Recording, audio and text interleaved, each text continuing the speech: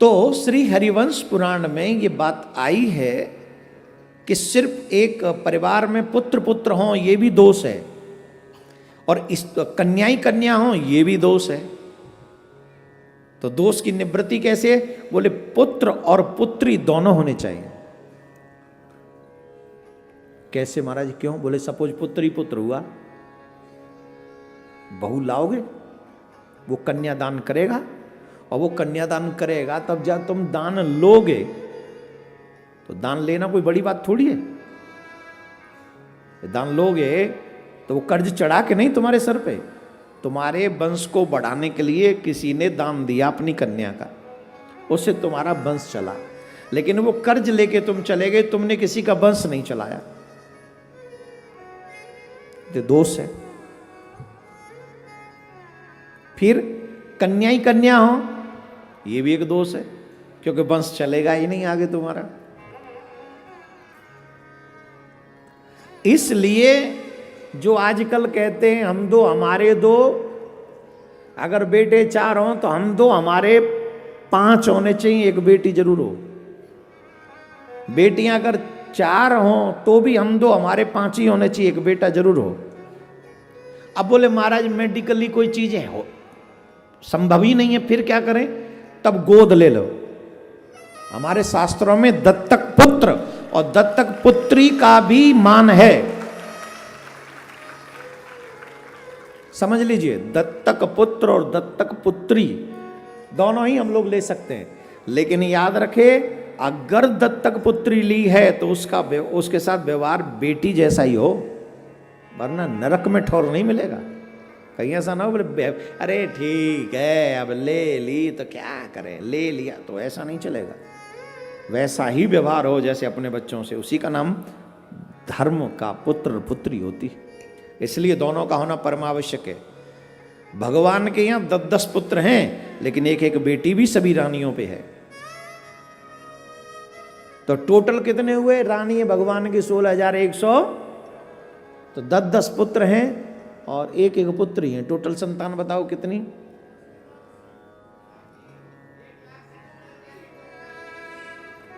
तू कथा सुनता रहता है, फालतू की बात कर रहा है। तेरा गूगल खराब है, कथा सुनता रहता है इसलिए बोल गया। तुम पढ़े हो? कितने हुए टोटल? आपसे पूछ रहे हैं, आपसे। हाँ, नहीं बताओगे? अच्छा, कौन बताएगा? तुम्हें तो जो कथा सुनते हैं उनसे नहीं पूछ रहे, जो कथा नहीं सुनते, जो पहली बार सुन रहे हैं उनसे पूछ रहे हैं। और इंग्लिश मीडियम में पढ़ते हैं। फिलहाल तो 2 साल से तो चल ही नहीं रहा, लेकिन हमारे जो चल भी रहा है उनका गणित बड़ा अच्छा है, बड़ा विचित्र है गणित। 12 में पढ़ने वाले एक बच्चे को 67 नहीं पता था। बेंगलोर हम गए थे, हिंदी की गिनती नहीं आती हमारे बच्चों को। बोलो राधे राधे। तो भगवान की टोटल संतान हुई 1 लाख कितनी? बेटा बेटी न्यू तो जोड़ ले, 1,77,188 ये भगवान की टोटल संतान है। 1,77,188, 1,77,188। बच्चे हंस रहे होंगे, oh my God it's too much. बेटा don't forget he is God, वो भगवान है, हम सबका बाप है। ये तो एक संख्या सिर्फ उस लीला में है, बाकी के तो हम सब उसी की 7 अरब के लगभग उसी की संतान है।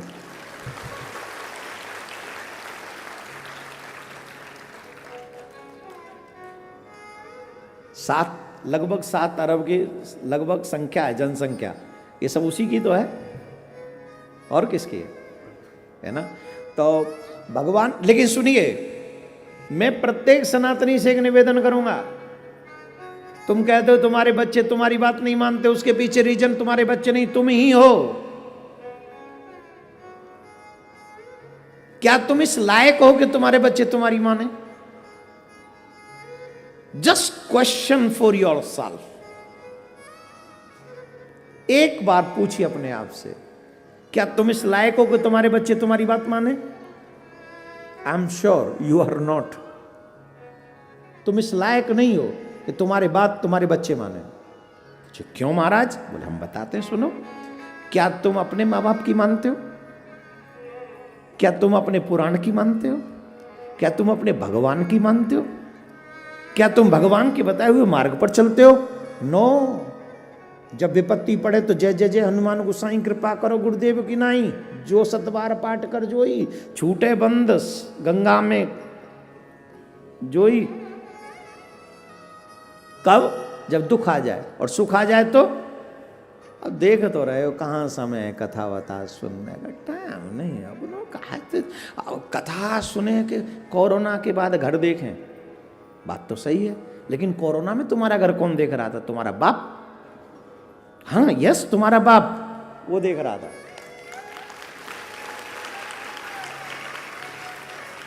जब तुम जिनको अपना कहते हो वो तुम्हारे घर आने से डर रहे थे, उस समय भी वो परमात्मा तुम्हारे घर पर अपनी कृपा बनाए हुए था। बोले चिंता मत कर मैं हूं,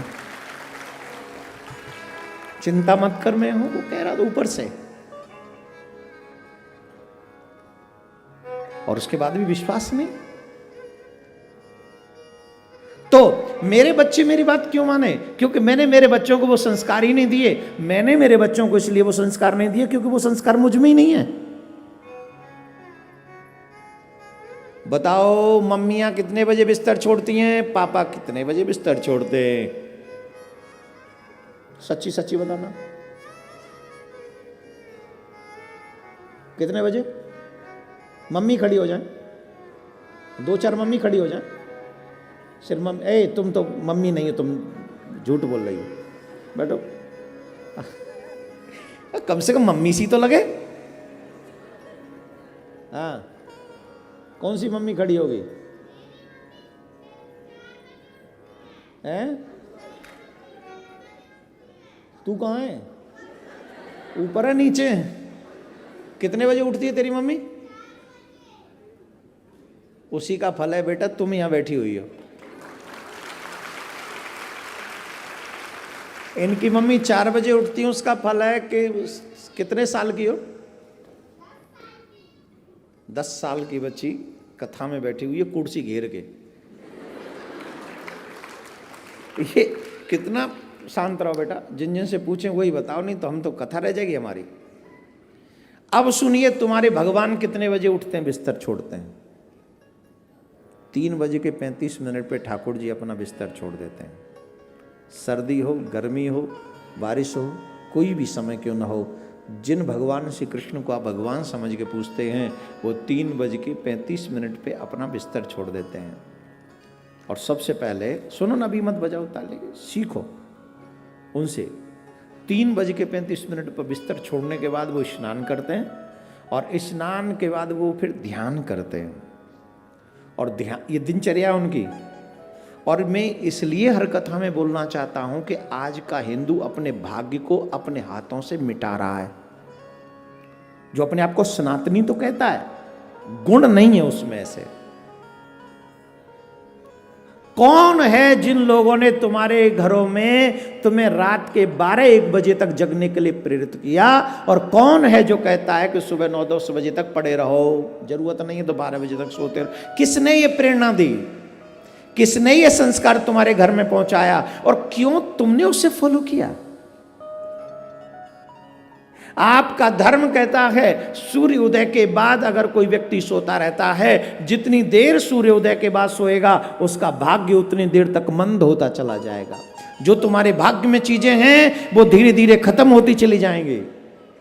जहां तुम आगे जा सकते हो नहीं जा सकोगे। रीजन कि तुम सो रहे हो जब सूर्य उदय, सनराइज हो रहा है और तुम्हारा सन डाउन हो रहा है।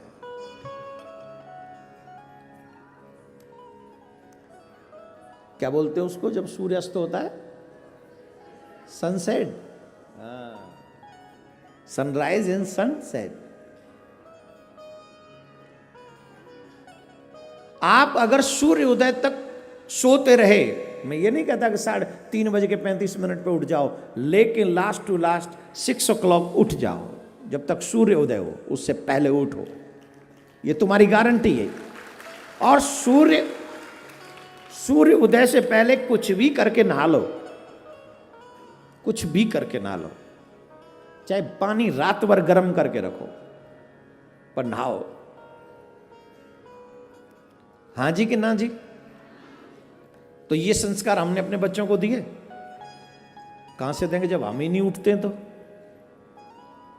तो ये मेरा निवेदन है सनातनियों से, भगवान श्री कृष्ण। मैं ये कथा इसलिए सुना रहा हूं कि हम सीखें हमारे भगवान की लीला क्या है।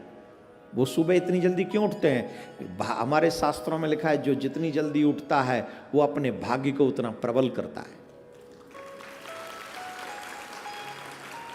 अब आदमी जो उठेगा ही 9-10 बजे तो उसे दिन में कितने घंटे मिलेंगे काम करने के लिए, और जो उठ जाएगा 4 बजे 5 बजे तो उसे एक्स्ट्रा मिलेंगे ना 3-4 घंटे। जो कहते हैं कि हम पे समय नहीं है भगवान का भजन करने का, वो समय मिल जाएगा। और सुबह की वेला में भजन करने का फल कई गुना होता है, मन भी लगता है और फल भी अधिक होता है। तो जो लोग चाहते हैं कि हमारा भाग्य उदय हो, उनको चाहिए कि वो अपने इस समय को थोड़ा जल्दी बदलें। अब इसके लिए उठने में दिक्कत कब नहीं होगी? जब जल्दी सोना सीख लोगे। सबसे बड़ी मुसीबत है तुम्हारा मोबाइल जो सिराने रखा है। सोओगे तो आखिरी मैसेज किसका है, उठोगे तो सबसे पहले देखोगे रात में किसने याद किया। स्पेशली युवा माँ बाप के साथ नहीं रहना चाहते, अकेले कमरे में रहना चाहते हैं। वाह, स्टडी का बहाना है, मोबाइल का साथ निभाना है। हाँ या ना? और मोबाइल पे कितने बजे तक लग रहे हैं? कोई लिमिट नहीं। और सुबह भजन करने के लिए टाइम नहीं है। तो मेरा निवेदन है भगवान श्री कृष्ण के इस लीला से ये सीखें कि हमें कितने बजे उठना चाहिए। कितने जल्दी सो जाओगे तो जल्दी उठ जाओगे, जल्दी नहीं सोए तो जल्दी नहीं उठ पाओगे। 6 से 7 घंटे सोना चाहिए व्यक्ति को। 10 बजे सो जाओ, अपने आप 5 बजे आंख खुल जाएगी। 1 हफ्ते तकलीफ होगी, उसके बाद आपकी हैबिट में आ जाएगा। और एक बात बताएं, 10 बजे अगर सोने लग जाओगे ना तो उसके बाद लोग मिलने वाले भी नहीं आएंगे, फोन भी नहीं करेंगे। पता चल जाएगा कि ये भैया 10 बजे सो जाता है, ये हो गया सेट। लेकिन वो सेट आपको करना पड़ेगा, इट्स योर रिस्पॉन्सिबिलिटी।